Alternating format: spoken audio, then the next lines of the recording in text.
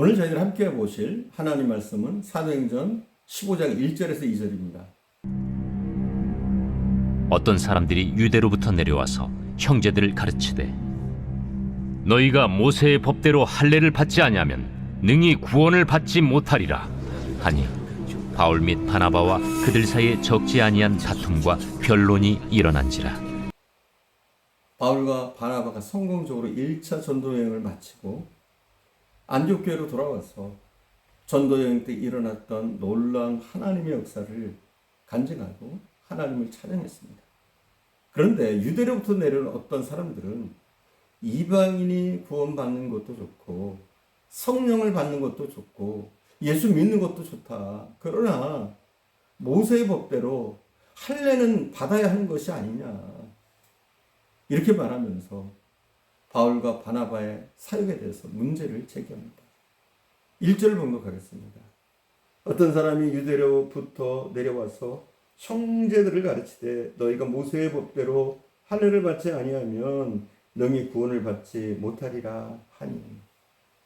여기 보면 유대로부터 내려오는 사람들은 바울과 바나바가 목숨을 걸고 증거한 복음하고는 다르게 모세의 법대로 할례를 받지 않으면 구원을 받을 수 없다 이렇게 말하고 있습니다. 이 문제로 인해서 안디옥 교회에 심각한 논쟁이 시작됐습니다. 구원은 전적으로 하나님의 은혜와 예수 그리스도의 구속의 사역으로 말미암아 얻은 것이냐, 아니면 예수도 필요하지만 동시에 모세 율법도 지키는 것이 필요한 것이냐, 모세 율법까지 지켜야 완전한 것 아니냐, 이런 논쟁이 일어났습니다. 율법이냐 은혜이냐, 이 문제이죠.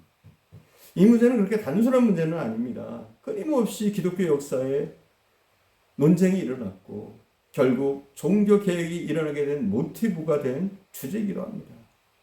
로마서와 야고보서는 서로 다른 관점에서 이 문제를 다루고 있습니다.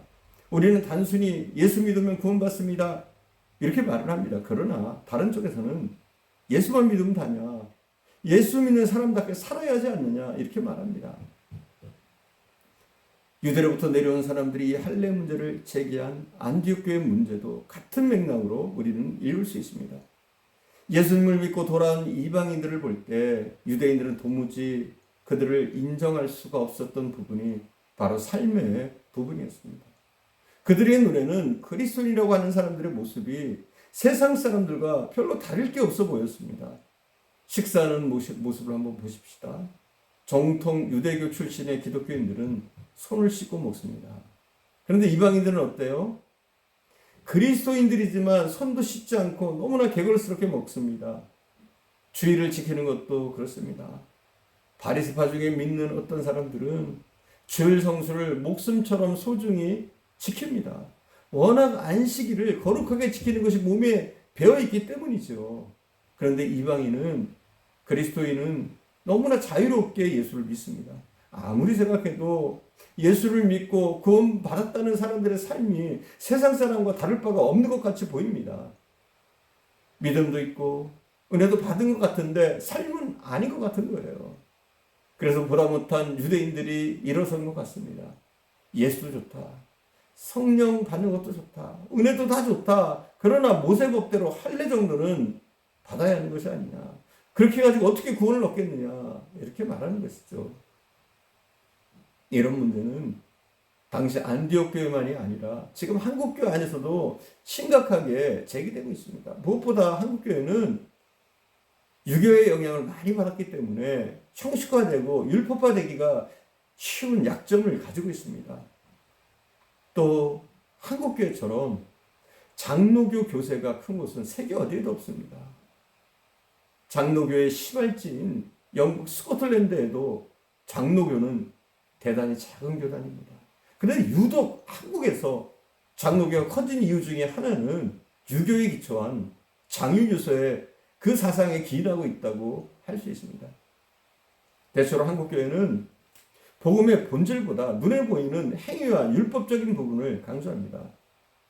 그래서 사람은 이렇게 생각합니다. 그래서 사람들이 이렇게 생각해요. 예수님이 나를 위해서 죽긴 죽었는데, 그런데 좀 부족한 것 같다. 내가 노력도 하지 않고 너무 쉽게 구원받은 것이 좀 찜찜해. 이런 생각들을 해요. 예수님의 십자가의 보혈로 죄를 용서받았다고는 말하는데 그래도 뭔가 좀 부족한 것 같아. 정당한 죄값을 우리가 치러야 되지 않을까? 이런 생각을 하는 사람들이 종종 있단 말이에요. 여기에서 더 헷갈리게 하는 것은 카톨릭 교회의 도전입니다. 이 사람들은 예수 믿는 것과 동시에 선한 행위를 해야지 구원이 있다고 강조합니다. 카톨릭 교인들에게 전도하면서 구원의 확신이 있습니까? 이렇게 물으면 어떻게 그들은 이런 대답을 합니다. 어떻게 그 귀한 구원을 나 같은 사람이 받겠습니까? 아직 멀었습니다. 이렇게 말합니다. 그들은 믿음과 함께 행위를 강조하기 때문에 구원의 확신을 가지지 못했습니다. 크리스천이 아니라고 봐야죠. 우리는 죄를 지었을 때 회개합니다. 그런데 천주교 교회는 회개하는 대신에 고해성사를 하는데 고해성사를 받은 그 신부는 지은 죄에 해당하는 정도의 어떤 체벌이나 행위를 그 사람에게 명령합니다. 그런 체벌과 행위를 통해서 죄 사함을 받았다는 마음이 들도록 합니다. 어느 종교보다도 사실 인간적이고 인간의 감성을 잘 이용한 종교가 천주교입니다.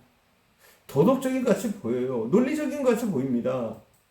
그러나 그 속에 함정이 있는 겁니다. 다시 묻습니다. 정말 예수 믿는 것으로만은 안 될까요? 율법의 행위가 우리에게 더 필요한 것입니까? 사실은 이 부분에 대해서는 더 이상 논쟁할 필요조차 없을 정도로 이미 신약 성경에서 명쾌하게 답을 내려놓았습니다. 율법은 인간을 구원받게 할 수 없습니다. 우리 쭉 배워왔잖아요. 율법은 우리를 하나님께로 인도하는 몽학선생, 가정교사 같은 겁니다. 우리가 예수를 모를 때, 또 제대로 알지 못할 때 율법의 인도를 받을 수 있습니다. 그러나 우리의 구원에 율법은 전혀 영향을 미치지 못합니다. 또 율법을 완전하게 지킬 수 있는 사람은 이 땅에는 없습니다. 심지어 율법을 세정한 모세도 율법을 다 준행하지 못했습니다. 그렇기 때문에 우리가 구원받는 것은 율법이 아니라 하나님의 은혜입니다.